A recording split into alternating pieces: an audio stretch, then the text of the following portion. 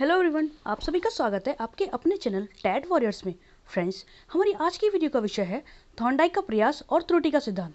Friends, आज की video आप सभी के लिए बहुत इंपॉर्टेंट होने वाली है, क्योंकि अक्सर हर एग्जाम में आप टैट की कितने भी एग्जाम देने वाले हो, चाहे वो सी टैट हो, यूपी टैट हो, रीट हो या इसके अलावा कोई भी स्टेट लेवल का टैट एग्जाम हो, तो उन सभी में इस टॉपिक से रिलेटेड एक ना एक क्वेश्चन अवश्य पूछा जाता है। तो फ्रेंड्स, ज़्यादा समय ना लेते हुए हम अपनी आज की वीडियो शुरू करते हैं। लेकिन उससे पहले, यदि आप अभी हमारे चैनल पर न्यू हैं और आपने अभी तक हमारे चैनल सब्सक्राइब नहीं किया है, तो प्लीज़ चैनल को सब्सक्राइब करें। और अगर आपको ये वीडियो थोड़ी सी भी पसंद आई या थोड़ी सी भी यूज़फुल लगे तो इसे लाइक ज़रूर करें और आपके सुझाव हमें कमेंट करके ज़रूर बताएं। तो शुरू करते हैं आज की वीडियो। अधिगम के नियमों में थॉर्नडाइक के नियमों का विशेष स्थान है। थॉर्नडाइक ने अपनी पुस्तक एजुकेशनल साइकोलॉजी में अपने अधिगम के नियमों का उल्लेख किया।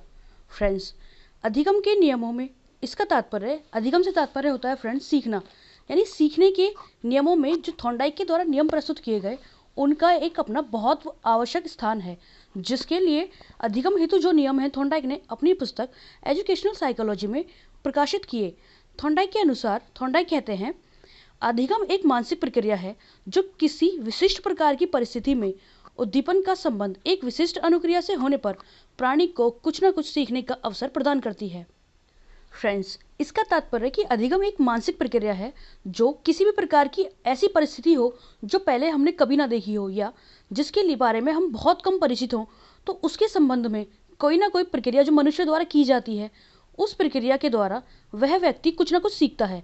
फ्रेंड्स, मान लीजिए कि कभी भी आपको कोई ऐसा कार्य दे दिया जाए जो आपने कभी नहीं किया हो और आपके अध्यापक या आपके घर वाले या कोई भी परिस्थिति के अनुसार आपसे कहा जाए कि इस प्रक्रिया को आप कैसे करोगे, इस काम को कैसे करोगे, तो फ्रेंड्स, नॉर्मली ऐसा होता है कि हम अलग अलग तरह से कई तरीके प्रयोग में लाते हैं, जिसके द्वारा ये देखते हैं कि कौन सा तरीका उस काम को करने के लिए ज़्यादा उपयुक्त होगा।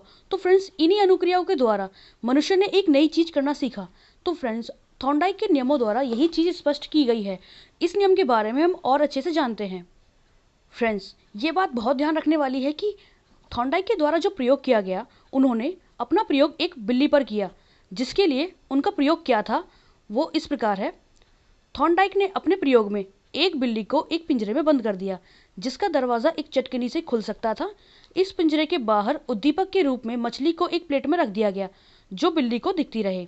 इसके बाद बिल्ली को भूख लगने पर बिल्ली ने मछली को देखकर पिंजरे से बाहर निकलने के लिए अनेक प्रयत्न किए, जिनमें अचानक बिल्ली का पैर चटकनी पर पड़ा और दरवाज़ा खुल गया। इस प्रकार यह प्रयोग बार बार किया गया, जिसके परिणाम स्वरूप एक स्थिति ऐसी आई कि बिल्ली एक ही प्रयास में चटकनी को दबाकर दरवाज़ा खोलना सीख गई। इसलिए इस सिद्धांत को प्रयत्न एवं त्रुटि का नाम दिया गया। फ्रेंड्स, इस नियमानुसार जैसे डायग्राम में दिखाया गया है, एक बिल्ली को इस तरह के एक बॉक्स में बंद कर दिया गया और उस बॉक्स के बाहर एक प्लेट में एक फिश, जो कैट फूड से इसमें दिखाया गया है, इस तरह रख दिया गया। और कुछ समय बाद जब ये नोटिस किया गया, जब बिल्ली को भूख लगी, उसने मछली को देखकर प्रक्रियाएं शुरू की। यानी फ्रेंड्स, इसमें मछली को देखकर उसने अनुक्रियाएं प्रारंभ की, जिसमें कुछ अनुक्रियाएं उसकी ऐसी हुई जिनमें अचानक उसका पैर इस बटन पर पड़ गया, जो लाल रंग का इसमें दिखाया गया है, इस बटन पर पड़ गया और जिसके कारण दरवाज़ा खुल गया। तो फ्रेंड्स, इसी प्रयोग को बार बार दोहराया गया, जिसके परिणाम स्वरूप एक स्थिति ऐसी आई कि बिल्ली बिना गलती किए दरवाजे को सीधे बटन दबाकर खोलना सीख गई और अपना भोजन प्राप्त कर लिया। तो फ्रेंड्स, इस एक्सपेरिमेंट के थ्रू थॉर्नडाइक ने यह नोटिस किया कि बिल्ली के लिए भूख एक ऐसी अवस्था थी जिसको उसे शांत करने के लिए कोई ना कोई चीज़ चाहिए थी, जो उसे भोजन के रूप में पिंजरे के बाहर नजर आ रही थी। तो फ्रेंड्स, इसमें भोजन बिल्ली के लिए एक उद्दीपक का कार्य कर रहा था और उसके द्वारा की गई अनेक प्रकार की प्रतिक्रियाएं इसमें अनुक्रिया का नाम दिया गया, जिसके परिणाम स्वरूप उसकी गतिविधियों द्वारा उसे भोजन प्राप्त हो सका। तो फ्रेंड्स, इसी आधार पर थॉर्नडाइक ने अपने अधिगम के नियम प्रस्तुत किए, जिन्हें हम निम्नलिखित नामों से जानते हैं। थॉर्नडाइक के द्वारा अधिगम नियमों को दो भागों में बांटा गया, जिसमें से पहले मुख्य नियम है, प्राइमरी लॉज कहते हैं जिन्हें इंग्लिश में। पहला नियम तत्परता का नियम, लॉ ऑफ रेडीनेस। दूसरा अभ्यास का नियम, लॉ ऑफ एक्सरसाइज। तीसरा प्रभाव का नियम, लॉ ऑफ इफेक्ट। फ्रेंड्स, ये बात बहुत ध्यान रखने वाली है कि जब भी आप अधिगम के नियमों को याद करें तो उनके नाम को आप हिंदी के साथ साथ इंग्लिश में भी याद करें, क्योंकि अक्सर एग्जाम में ये पूछ लिया जाता है, आपको इसी टॉपिक को दिया गया होगा, मान लीजिए लिखा गया होगा तत्परता का नियम, इसे किसी और नाम से, या मान लीजिए तैयारी का नियम इस नाम से भी लिख दिया गया, तो फ्रेंड्स आप वहाँ बिल्कुल भी कंफ्यूज नहीं होंगे, क्योंकि इंग्लिश में जो नाम दिए जाते हैं वो कभी भी चेंज नहीं होते। इसीलिए फ्रेंड्स हिंदी के नाम के साथ साथ इंग्लिश में भी आपको इन अधिगम के नियमों को नाम याद रखना ज़रूरी है। इसके बाद जो गौण नियम दिए गए वो हैं, पहला बहुप्रतिक्रिया का नियम, दूसरा साहचर्या नियम का परिवर्तन का नियम, तीसरा आत्मीकरण का नियम और चौथा आंशिक क्रिया का नियम, पांचवा मनोवृत्ति का नियम। फ्रेंड्स इन अधिगम के नियमों में जो मुख्य नियम है अधिकतर यही पूछे जाते हैं। गौण नियम अक्सर कभी कभी ऐसा दे दिया जाएगा एग्जाम में, मान लीजिए आपको एक क्वेश्चन दे दिया और उसकी इनमें से बताइए कि मुख्य नियम कौन सा नहीं है, तो फ्रेंड्स तीनों मुख्य नियम दे दिए जाएंगे और चौथा आपको गौण नियम में से दे दिया जाएगा, तो फ्रेंड्स आप इजीली जिसे पहचान लोगे। फ्रेंड्स इन्हें बहुत ध्यान से अच्छे से आपको याद रखना है। इसके बाद हम जानते हैं मुख्य नियमों में जो पहला नियम है तत्परता का नियम, वो क्या होता है। इस नियम के अनुसार सीखने हेतु किसी व्यक्ति की शारीरिक और मानसिक स्थिति सीखने को प्रभावित करती है। यदि व्यक्ति पूर्ण रूप से सीखने हेतु तैयार है तो अधिगम अच्छा और सफल होगा। फ्रेंड्स इसका तात्पर्य है कि जब भी हम कोई नई चीज़ सीखने जाते हैं तो उसके लिए कि हम दिमागी तौर पर या मानसिक रूप से किस प्रकार से तैयार हैं, उस चीज़ को किस तरह सीखना चाहते हैं, हम खुश हैं उस समय या नाराज़ हैं या गुस्से में, या कोई बात हमको परेशान कर रही है, यदि इस तरह की जो हमारी मानसिक स्थिति है उनका प्रभाव हमारे अधिगम पर पड़ेगा। फ्रेंड्स मान लीजिए कि यदि आप कक्षा में किसी बच्चे को कुछ पढ़ाने वाले हो और अगर बच्चे मानसिक रूप से तैयार नहीं है या वो कहने लगे अरे यार ये कितना बोरिंग सब्जेक्ट है, तो वो उनका अधिगम प्रभावी नहीं होगा। और इसके विपरीत यदि वही बच्चे खुश होकर पढ़ें, अरे वाह कितना अच्छा सब्जेक्ट है, तो उनका अधिगम और प्रभावी होगा। तो फ्रेंड्स इसके लिए ज़रूरी है कि जब भी आप किसी को ज्ञान दें या कोई नई चीज़ सिखाएं तो उसमें आप ये देखें कि सामने वाला सीखने हेतु तैयार है या नहीं। इसके बाद दूसरा नियम आता है हमारा अभ्यास का नियम। अभ्यास द्वारा किसी भी कार्य को सीखा जा सकता है और वह अधिक स्थायी होता है। इस नियम को उपयोग अनुपयोग का नियम भी कहते हैं। नोट, इस नियम को 1935 में नियंत्रित अभ्यास का नियम कर दिया गया। फ्रेंड्स इस नियम के अनुसार फ्रेंड्स अक्सर आपने देखा होगा कि जब भी एक छोटे बच्चे को प्राथमिक स्तर पर हम कुछ सिखाने का प्रयत्न करते हैं तो उसे अक्सर हाथ से राइटिंग की प्रैक्टिस कराते समय बहुत सी राइटिंग के लिए चीज़ें उसे दी जाती हैं, जिससे वो निरंतर अभ्यास करता है और एक स्थिति ऐसी आती है कि वो अक्षर लिखना सीख जाता है। तो फ्रेंड्स इसी प्रकार हमारे साथ होता है। मान लीजिए हम किसी कार्य को कर रहे हैं और उस कार्य को एक नियमित रूप से निरंतर करते रहें तो उसके एक स्थिति ऐसी आएगी कि हम उस काम में परफेक्ट हो जाएंगे, उस काम को ईजिली कर लेंगे। फ्रेंड्स इसी प्रकार आगे जो अगला नियम आता है, फ्रेंड्स इसमें एक बात और ध्यान रखने वाली है, अभ्यास के नियम को उपयोग अनुपयोग का नियम भी कहते हैं और इस नियम को 1935 में नियंत्रित अभ्यास का नियम कर दिया गया। इसका मतलब फ्रेंड्स नियंत्रित अभ्यास का नियम से तात्पर्य कि अभ्यास भी एक नियंत्रित मात्रा में किया जाए, ऐसा नहीं कि आप कंटिन्यू करते ही रहें। तो फ्रेंड्स अभ्यास एक लिमिट में होना चाहिए, अगर उसके विपरीत लिमिट से ज़्यादा होगा तो वो नुकसान दे सकता है। इसी प्रकार अगला नियम आता है हमारा प्रभाव का नियम। किसी कार्य को करने पर व्यक्ति पर प्रभाव अवश्य पड़ता है जो भविष्य में उस कार्य का होना या ना होना निश्चित करता है। इस नियम को संतोष या असंतोष का नियम भी कहते हैं।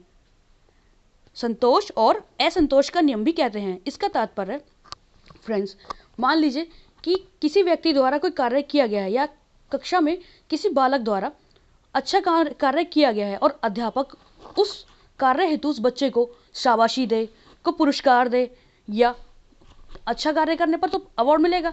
तो फ्रेंड्स इससे ये होगा बच्चा उस कार्य को भविष्य में और करना चाहेगा क्योंकि अध्यापक उससे प्रसन्न हुआ। इसी प्रकार यदि बच्चे को उस कार्य हेतु डांटा गया है, दंड दिया गया है, तो बच्चा उस कार्य को नहीं करेगा।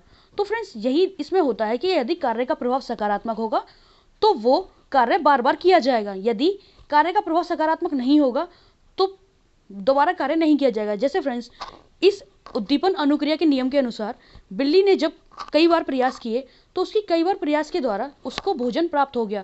यदि उसको भोजन प्राप्त नहीं होता तो वो इस कार्य को नहीं करती, तो इसे प्रभाव का नियम कहा जाता है। आगे इस सिद्धांत के अन्य नाम फ्रेंड्स, इन सभी नामों को आप ध्यान से समझें क्योंकि ये बहुत ज़रूरी है, एग्जाम में अक्सर पूछ ले जाते हैं।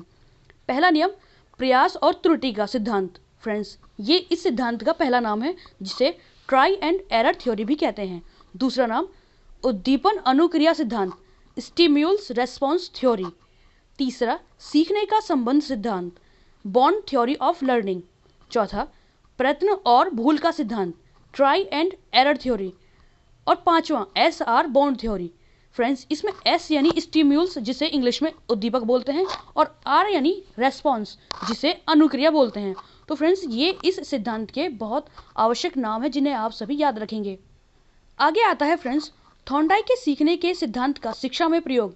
फ्रेंड्स, अब शिक्षा में इसका क्या प्रयोग है ये जानना बहुत आवश्यक है। सबसे पहला, समस्या समाधान करने के क्षेत्र में। फ्रेंड्स, अब समस्या समाधान कैसे करेंगे? मान लीजिए फ्रेंड्स, कोई बच्चा है, वो किसी कार्य को नहीं कर पा रहा। मान लीजिए उसको राइटिंग करने के लिए कहा गया है और वो उसको ठीक तरह से अक्षर नहीं लिख पा रहा है। तो फ्रेंड्स, अध्यापक द्वारा उसे उस चीज़ का बार बार अभ्यास कराया जाए जिससे उसकी जो लिखने की समस्या है वो दूर हो सके। अगला, करके सीखने प्रेरित करने हेतु।